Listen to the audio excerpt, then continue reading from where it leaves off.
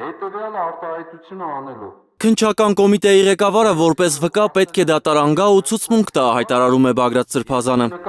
Սրբազան պայքարի առաջնորդին բարկացրել է Արթուր Պողոսյանի կես տարի առաջվա ու անցած շաբաթվա հայտարարությունների հակասությունը։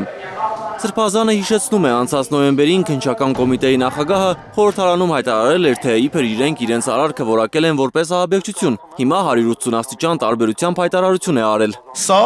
վերագրվում է խմբի բոլոր անդամներին, որովհետև խումբը հենց դրանում է, որ նախապես պլանավորում, նախապես կատարում են, մեկը մյուսի գործողությունները փող լրացնում են։ Խմբի էությունը դրանում է։ Դուք բան հասկանում եք սրանից։ Պատվարժան դատարան, մեղադրողներ հասկանում եք։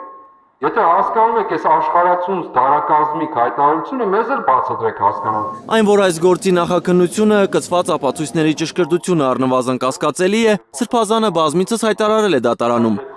Բագրատ arczepiskopos-ի համար հիմա կասկածելի են նաև քննչական կոմիտեի ղեկավարի իրավաբանական գիտելիքները։ Ըստեղից երկրորդ հարցնացակում։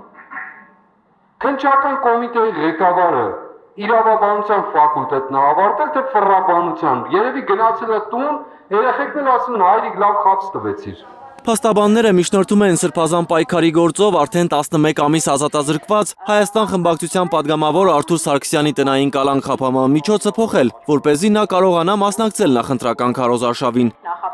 Անազատության պայմաններում զրկված է մարդկանց հետ շփվելու հնարավորությունից։ Սիրելի ժողովուրդ, սիրելի հարգարժանություններ եւ արժանապատիվ սիսյանցիներ, պետք է գայի հանդիպեի ձեզ,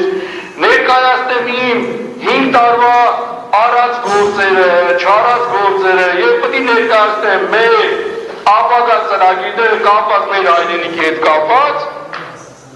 դատարանը խոչընդոտել է։ Ես ուզում եմ կոչ անեմ իմ սիրելի սիսյանցիներին արժանապատիվ, որ չվախենան, ես վստահ եմ, որ մայիսի 21-ին նիստը կայանալու է եւ դատարանի կողմից մերժում է լինելու, արժանապատիվ սիսյանցիներ, կոչ եմ անում ձեզ, գնաք ընտրատեղամաս, չվախենաք, դուք սկսի պատերազմի ժամանակ թուրքի շեք վախեցել։ Դատարանը հետաձգում է Արթուր Սարգսյանի խափանման միջոցի հարցի քննարկումը, հաջորդ 5 շաբթի կքննեն։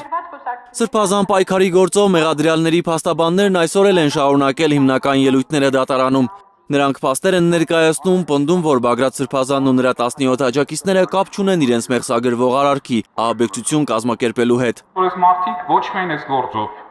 այլև հետևողականորեն 2 տարիների ընթացքում ենթարկվել են տարատեսակ հալածանքների, զրկանքների, ապօրինի հետապնդումների։ Եվ այդ տվյալները, որ ես ներկայացրեցի, նույնպես հետագայում ներկայացնում ենք ձեզ որպես ապացույց համապատասխան դատաբանական փուլում, բոլոր այն հակաիրավական վարույթները, որոնցով անցել են դատական նիստերի դահլիճում գտնվող անձինք։ Հաջորդ նիստին դատարանն անցնելու է ապացույցների հետազոտմանը։ Էդգար Ղուշչյան, Նորայր Շարբաթյան և Հարություն Մաթևոսյան, Հայլուր։